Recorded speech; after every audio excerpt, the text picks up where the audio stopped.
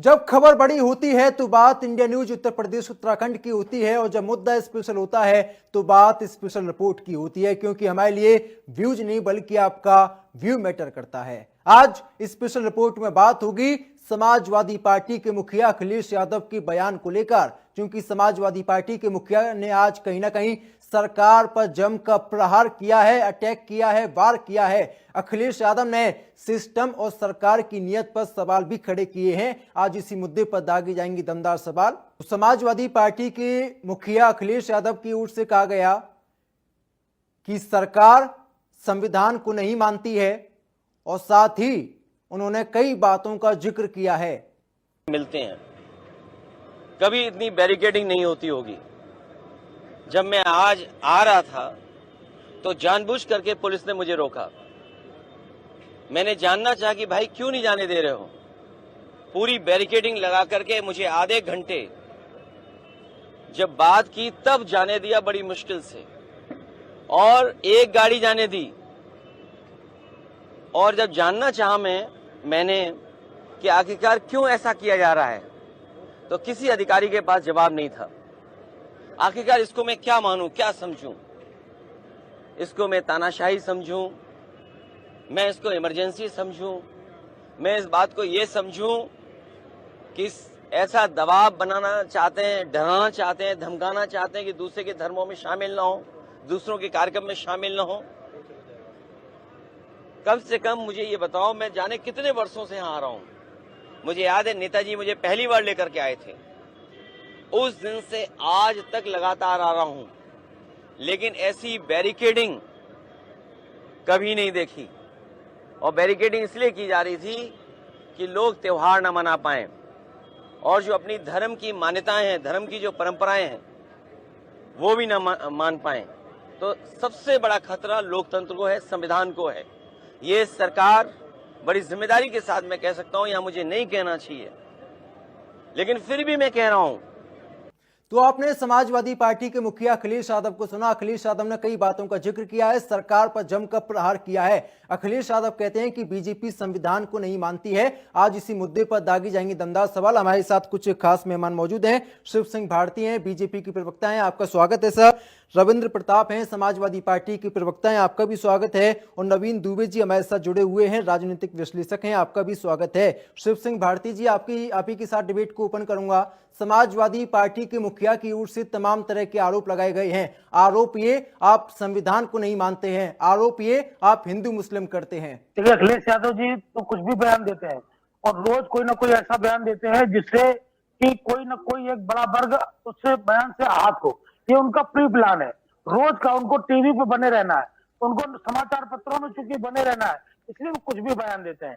और जहां तक ये बैरिकेड और इस तरह की ये बैरिकेडिंग वगैरह, ये पहली बार तो लगाई नहीं जाती है। तो आज इतना बड़ा दिन है, आज लोग नमाज पढ़ने जा रहे हैं, नवरात्र के लिए लोग निकले हैं, तो पुलिस सुरक्षा में कहीं ना कहीं बैरिकेड भी लगाई। लेकिन आप पुलिस प्रशासन द्वारा जो भी सुरक्षा के इंतजाम किए जा रहे हैं, उसको आप धता बताते हुए आप कहीं भी घूमने निकल जाएंगे।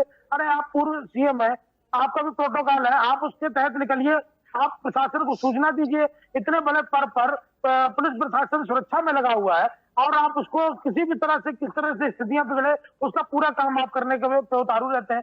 रोज कोई ना कोई एक ऐसा बयान देते हैं जिससे एक बड़ा वर्ग किसी न किसी तरह से हाथ हो, नहीं हो तो उनके कार्यकर्ता ही किसी तरह से प्रवोक कर जाए। तो इस तरह का बयान प्री प्लान करके वो रोज के रोज मीडिया में बने रहने के कारण देते हैं, और इसका मुझे तो कोई आधार समझ में नहीं आता।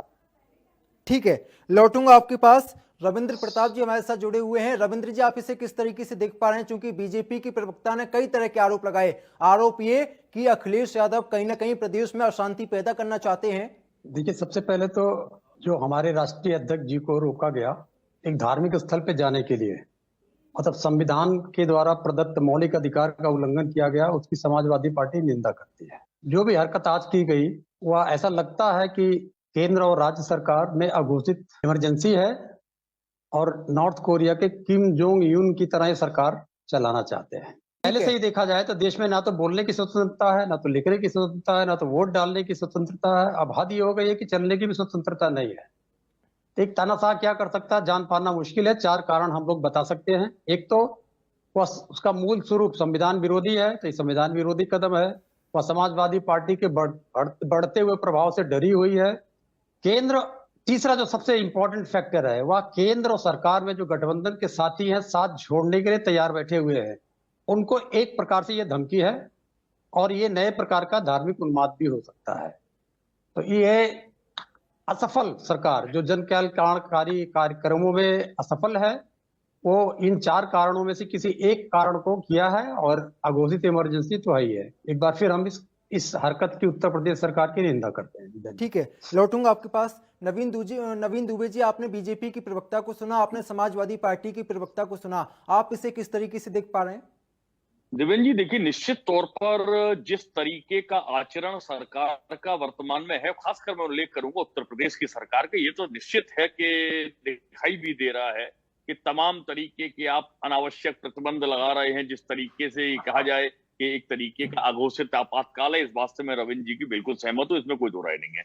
दूसरी चीज आती है कि उसी समुदाय के बीच में से एक व्यक्ति निकल कर आता है, वो फलस्तीन के बारे में लेके और एक पोस्टर लेके खड़ा होता। आप नमाज करने गए हैं, आप आस्था के साथ गए हैं, आपका पर्व है, त्योहार है, आप उसको हंसी खुशी से मनाइए। वो राजनीति करने का मंच तो बिल्कुल नहीं हो सकता, कोई ईदगाह हो या मस्जिद हो, तो वहां आप क्यों भाई इस तरीके की राजनीति कर रहे हैं? तो निश्चित तौर पर दोनों पक्षों से इस तरीके की चीजें दिखाई दे रही हैं। एक नंबर बात। दूसरी चीज देवेंद्र जी आती है कि अखिलेश यादव जिस तरीके की राजनीति करते हैं, मैं कल उनका देख रहा था सोशल मीडिया प्लेटफॉर्म, मैंने उनका फेसबुक भी देखा, उनका एक्स हैंडल भी देखा, मुझे कहीं पर नवरात्रि की या नव संवत्सर की बधाई नहीं दिखाई दी।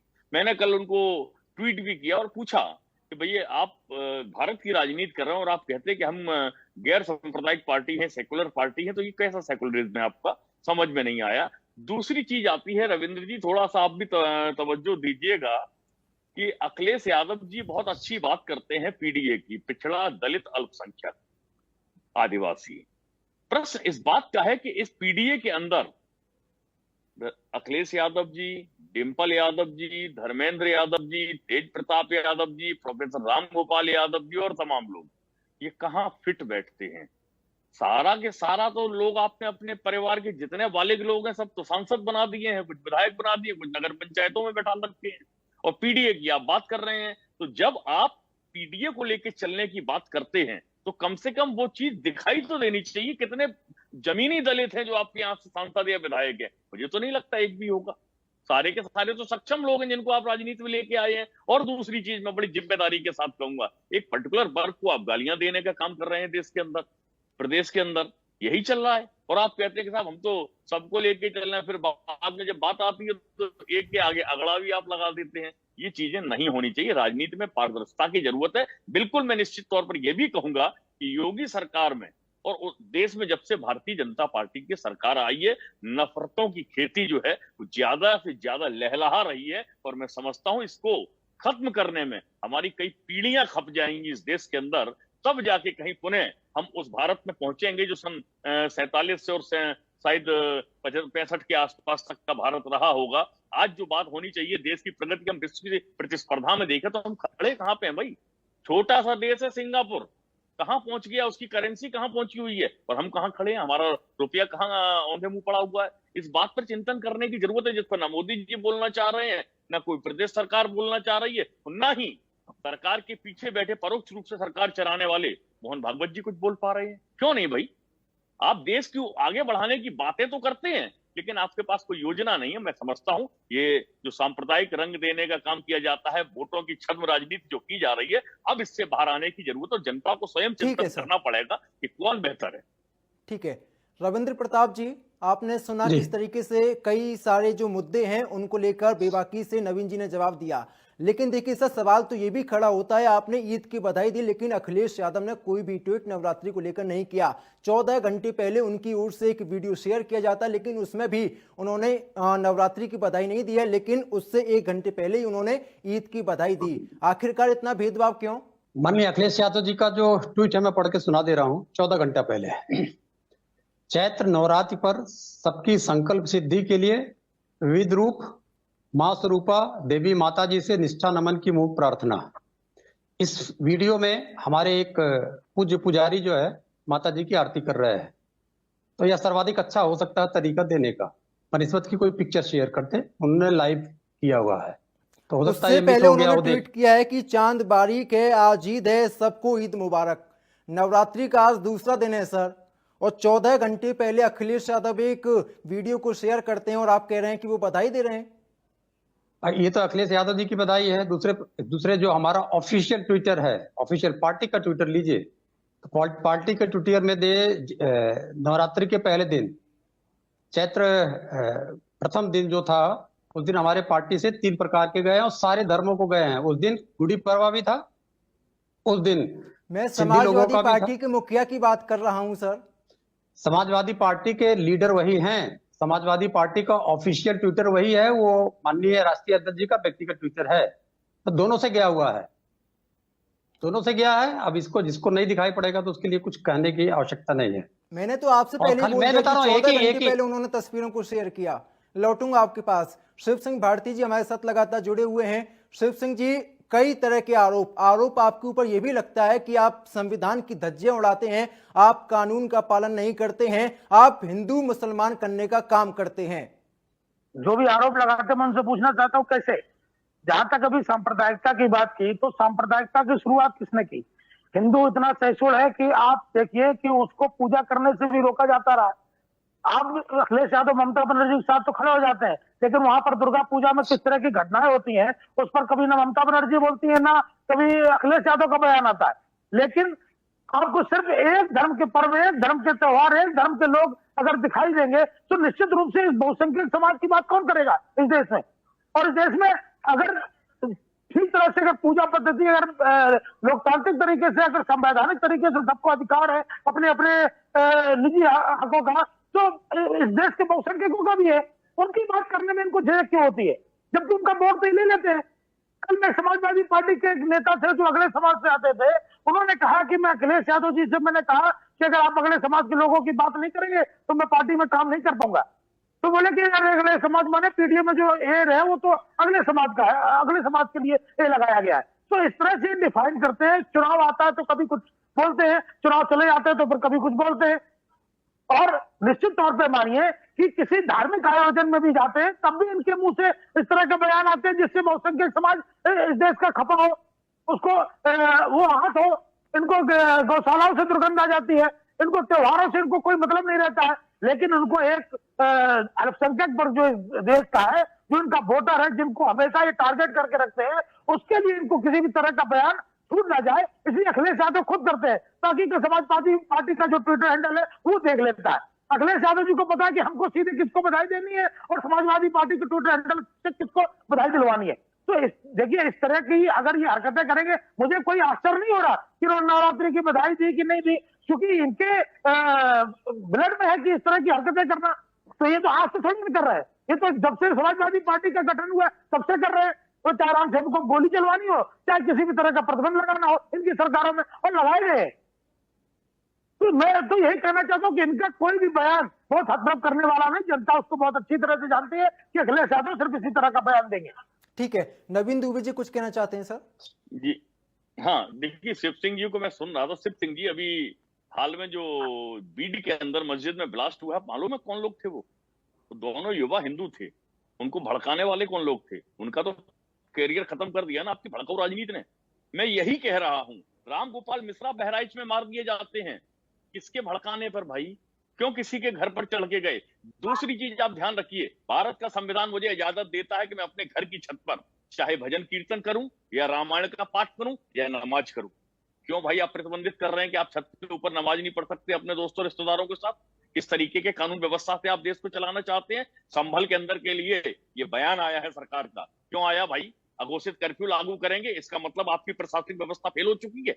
आप 8 साल में मुझे ये बता दीजिए कि कौन सी ऐसी योजनाएं हैं उत्तर प्रदेश में योगी सरकार की जो सफल हुई हो? कितने युवाओं को आपने रोजगार सृजन करके दिए हैं? कितने इंडस्ट्रीज आपने डेवलप किए हैं? कितनी स्मॉल इंडस्ट्री डेवलप की है? कितना ओडीओपी आपका सफल हुआ? केवल भाषण चल रहे हैं भाई साहब, जमीनी धरातल पर आपने कोई काम नहीं किया। ये स्वीकार करिए, केवल नफरतों की खेती पुष्पित और पल्लवित हो रही है, जो आने वाली पीढ़ियों के लिए बहुत घातक है। मैं तो फिर कह रहा हूं, वो जिम्मेदारी के साथ कह रहा हूं कि जो काम करने के लिए जनता ने आपको चुना है, कृपया उस पर ध्यान दें।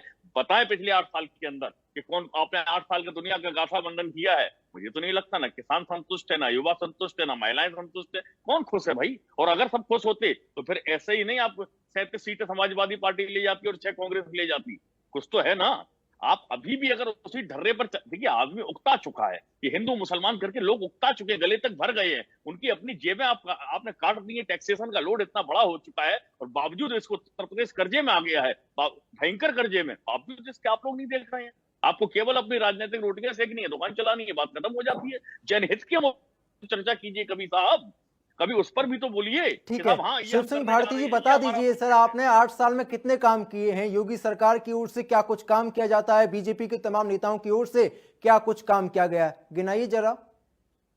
देखिए, बयान देने से सिर्फ ये बयान दे दिया जाए कि न युवा खुश है, न किसान खुश है, कोई खुश नहीं है, तो इस तरह के बयान से पूरी सरकार जो 8 सालों का वर्क है वो खत्म नहीं हो जाता, ठीक ना। दूसरा, अगर कहीं पे सरकार कुछ नहीं कर रही है तो अखिलेश यादव जी उन मुद्दों को क्यों नहीं उठाते?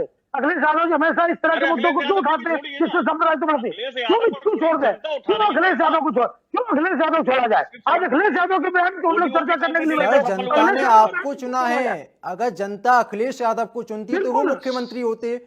अखिलेश यादव ने काम नहीं किया, इसलिए जनता ने उनको हटा दिया, मुख्यमंत्री आपके बन गए। आपने क्या काम किया? बड़ी बात तो ये है, 5 साल में आपने कितना काम किया है? 8 साल में आपने कितना काम किया? 5 काम को बता दीजिए सर जी। ओपी बता दीजिए, कौन से जिले में सफल हुआ है? एक जिला बता दीजिए। अरे किसमें नहीं सफल हुआ? आप ये किस तरह की बात कर रहे हैं? अरे एक जिले का नाम बता दीजिए। आप बेरोजगारी की बात करते हैं, आप बेरोजगारी की बात करते हैं, आप बेरोजगारी की बात करते हैं, आप किसानों की बात करते हैं, आप महिलाओं की बात करते हैं। जितनी भी हमारी योजना वो महिलाओं के लिए है, किसानों के लिए। आज किसान जिले में आत्महत्या कर रहा है। योजनाएं तो बहुत सारी हैं, सफल कितनी है मैं आप पूछ रहा उत्तर प्रदेश के जिले में बता दीजिए जो समाजवादी पार्टी की सरकार में जो आत्महत्या करते थे। समाजवादी पार्टी से आपका कंपैरिजन नहीं है। समाजवादी पार्टी से अगर आप कंपेयर कर रहे हैं तो उन्होंने भी कई सारे काम किए। आपने क्या काम किया? आप अपनी बताइए। कोई भी 5 काम आप बता दीजिए कि हमने 5 काम ये किए हैं, बेहतर तरीके के साथ किए, जनता के बीच में हम गए हैं, जनता उससे सेटिस्फाई है। देखिए, जनता सेटिस्फाइड है, इसीलिए जनता हमको दोबारा चुन के भेजी उत्तर प्रदेश के अंदर। कांग्रेस बात कभी उत्तर प्रदेश में कभी भी कुछ दोबारा कोई पार्टी चुन के नहीं आई। नवीन जी, हंसने वाली बात नहीं है, आप इसको हंसी में टाल देंगे। क्या आप कोई योजना बता दीजिए, आप योजना बताइए। आज हम 10 दिन से गिना रहे हैं, 10 दिन से गिना रहे हैं। आप हिंदू मुसलमान करके तीसरी बार भी जीत जाएंगे, चौथी बार भी जीत जाएंगे, लेकिन कब तक? आप प्राथमिकता होनी चाहिए चुनाव जीतना। प्रदेश की जनता को क्या समझते हैं? आप प्रदेश की जनता क्या समझते हैं? आप प्रदेश की जनता को समझते हैं कि हिंदू मुस्लिम की बात करेगा और सरकार बना ले जाएगा? आप किस तरह की बात कर रहे हैं? चल ही रहा है। अरे चल रहा भैया। दोबारा नवीन जी अगर कोई सरकार में आता है तो अपनी उपलब्धियों के कारण आता है, हिंदू मुस्लिम के कारण नहीं आता। उपलब्धि ही तो मैं पूछ रहा हूँ, किस तरह की बात कर रहे हैं? पूछ रहा हूँ, मैं कह तो रहा हूँ, मैं कह तो रहा हूँ, एक उपलब्धियों तो गिनाइए। मैं बता देता हूँ उपलब्धियां आपकी, मैं उपलब्धियां बता देता हूँ। सर्वाधिक हिरासत में हत्याएं होने का रिकॉर्ड कायम हुआ है आपकी योगी सरकार में 8 साल के अंदर। और देश की बात करें तो 11 वर्ष के अंदर मोदी सरकार में रिकॉर्ड ये कायम हुआ है कि रुपया डॉलर के सामने सर्वाधिक नीचे चला गया है और महंगाई सर्वाधिक है। केवल ये 2 उपलब्धियां, इसके अलावा कोई बड़ी उपलब्धि हो तो आप गिना दीजिए। मैं बहुत डंके की चोट पर बात करता हूँ, स्पष्ट बोलता हूँ भाई साहब, मेरा किसी पार्टी से कोई लगाव नहीं है।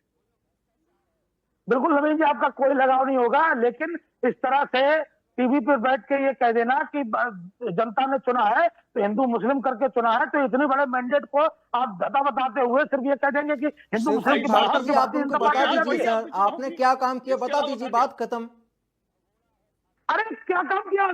आप देखिए, सरकार क्या करती है? सरकार गरीबों को सब देने का काम करती है। सरकार क्या करती है? लोगों का पेट भरने का काम करती है। सरकार क्या करती है? सरकार लोगों को स्वास्थ्य सुरक्षा देने का काम करती है। तो सरकार ये सारे काम जमीनी धरातल पे किए। सीधा एक सवाल है, 8 साल में आपने कितना रोजगार दिया, आप ये बताइए।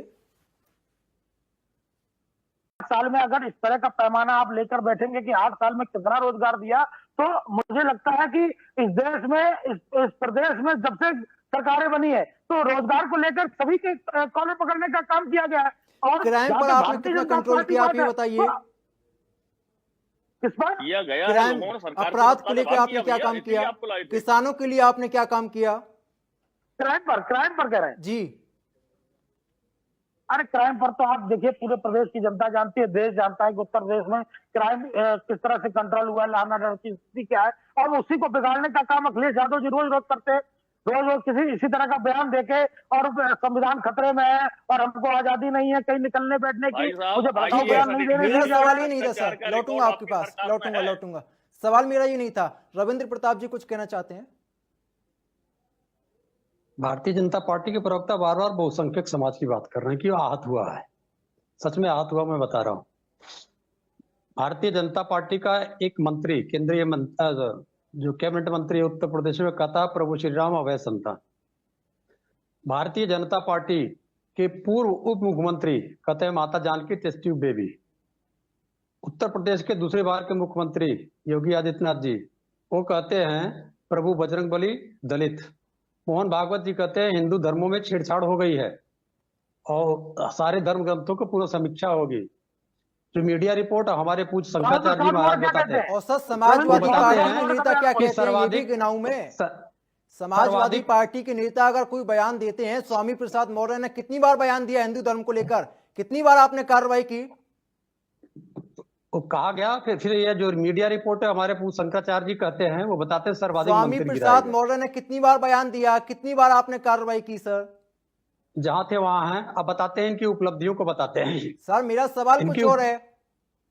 मैंने जवाब दे दिया, आपने सुना नहीं। वो जवाब जहां नहीं थे, दिया सर जहां आपने। होना चाहिए था, जी। जहां थे वहां, जहां होना चाहिए था वहां है। कितनी बार अब आते कार्रवाई की, हैं मैं वही तो जानना चाह रहा हूं। पहली बार में आपने कार्रवाई कर दी? एक बयान बताइए जरा। स्वामी चलिए, प्रसाद मैं उस मौर्य विषय का। आना नहीं चाह रहा था। स्वामी आप प्रसाद बताइए। मौर्य के अगर सब बयान गिनाने पे आए ना, तो खुलेआम जिस तरीके से सनातन का अपमान किया जाता है, खुलेआम समाजवादी पार्टी के मुखिया की ओर से कोई बयान नहीं दिया जाता। प्लीज आप बता दें। स्पेसिफिक आइए, मैं उत्तर दूंगा। मुझे सारे बयान याद है, आप स्पेसिफिक बताइए। रविंद्र जी मैं बता जी, देता जी। हूँ। देखिए ऐसा है, स्वामी प्रसाद मौर्य ने रामचरितमानस पर जिस तरीके का जहरीला बयान दिया, क्या कोई कार्रवाई अखिलेश क्या यादव बयान जी ने था? की? जिस नहीं, तरीके बयान का था सुन लीजिए, एक। रामचरितमानस को क्या कहा था, क्या कहा था? मैं तो वो सब कह नहीं सकता हूँ अपनी जबान से। आपको नहीं पता है? नहीं, नहीं, राजनीति में है, आप समाजवादी हिंट पार्टी में के कहिए राजनीति ना। में आपको नहीं पता है? अब नहीं, बोल रहे हिंट हैं में क्या? कहिए, मैं अब खुल बोल के रहे हैं आप? कहूंगा, आपको मैं खुल जानकारी के नहीं है? कहूंगा, मैं नहीं, घबराऊंगा नहीं। रामचरितमानस को जलाने का और फाड़ने का आह्वान करने वाला आदमी था स्वामी प्रसाद मौर्य, और वो आप क्या गलवैया कर रहा था अखिलेश यादव के साथ। अब सुनिए, मेरे पहला इस्तीफा सपा से मैंने दिया था, और सुन लीजिए, औरंगजेब पर बयान कौन दे रहा था भाई? कौन दे रहा था? राणा सांगा पर बयान किसने दिया? क्यों नहीं निंदा की जा रही है? आप बताइए मुझे। और तीसरी चीज मैं बता देता हूं, राजकुमार भाटी की जरा स्टेटमेंट सुन लीजिएगा, किस तरीके से ब्राह्मण समाज को, गोस्वामी तुलसीदास जी को अपमानित करने का काम करते हैं अपने वक्तव्यों में। तालियां बजा रहे हैं अखिलेश यादव जी, समाजवादी पार्टी तालियां बजा रही है। इस तरीके से आप पार्टी को चलाएंगे भाई साहब? ये पीडी है, मैंने पीडीओ को तो डिफाइन कर दिया कि सारा तो परिवारवाद घुसा हुआ उसमें। रविंद्र प्रताप जी बताइए क्या कुछ कार्रवाई की गई सर? जी। सबसे पहला इन्होंने कहा कि मौर्य जी ने श्री रामचरितमानस को जलाने का आह्वान किया था, ऐसा करके एक FIR लिखी गई थी, उसमें कहीं नहीं पाया गया। श्री रामचरितमानस के कुछ पन्नों को दिल्ली के सुप्रीम कोर्ट के सामने जलाया गया था, वहां पर FIR दर्ज है, कार्रवाई हो रही है, दिल्ली सरकार बता देगी। दूसरा, इन्होंने कहा कि राजकुमार भाटी जी ब्राह्मण समाज के खिलाफ बयान दे रहे हैं। एक भी बयान बता दे स्पेसिफिक, ऐसे ना कहें बहुत सारे बयान दे दिए, एक भी बयान बता दे जो ब्राह्मण समाज के खिलाफ किया उन्होंने। तीसरा कहा रवीन जी ने औरंगजेब के लिए बोले, औरंगजेब के लिए बोले, बता रहा हूं मैं, उसका भी उत्तर दे रहा हूं। औरंगजेब के लिए बोले, औरंगजेब के लिए हमारे MLA जो हैं महाराष्ट्र में, वो बोले, उन्होंने वही बोला जो इतिहास की किताबों में लिखा हुआ है। फिर एक वर्ग आहत होता है तो तुरंत माफी भी मांगते हैं। अब आते हैं राणा सांगा जी के बारे में। राणा सांगा जी के बारे में हमारे जो माननीय सांसद महोदय हैं, उन्होंने बोला, उन्होंने एक शब्द बोला, उसको अर्थ का अनर्थ किया गया। उन्होंने बोला गद्दार, गद्दार उन्होंने बीजेपी को लिए बोला गया था, और उन्होंने ये बोला था कि राणा सांगा की औलाद तो राणा सांगा के लिए कोई स्टेटमेंट नहीं दिया, उसका क्लेरिफिकेशन माननीय अखिलेश जी ने एकदम स्पष्ट दे दिया कि हमारे नायक हैं और रहेंगे। वाह रविंद्र प्रताप अगर जी, को- अगर आपके नेता करें तो सब सही है, आपके नेता करें तो सब सही है ना। समाजवादी आप पार्टी बताइए, की ओर और से भी कोई एग्जाम्पल कार्रवाई हो तो की आप जाती है, बताइए ना ना। समाजवादी पार्टी के मुखिया की ओर से कोई नहीं, और बयान दिया बताइए। जाता। देखिए, ऐसे फिलहाल मत के लिए कहिए, आप सभी का ऐसे बहुत मत बहुत कहिए। धन्यवाद हमारे साथ जुड़ने के लिए और इस चर्चा का हिस्सा बनने के लिए। तो समाजवादी पार्टी के मुखिया के बयान पर कहीं ना कहीं सियासत अपने चरम पर है। बीजेपी के तमाम नेताओं की ओर से प्रहार किया जाता है, वार किया जाता है, अटैक किया जाता है। मेरे साथ बस इतना ही। देश और दुनिया की तमाम बड़ी खबरों के लिए आप बने रहिए। नमस्कार।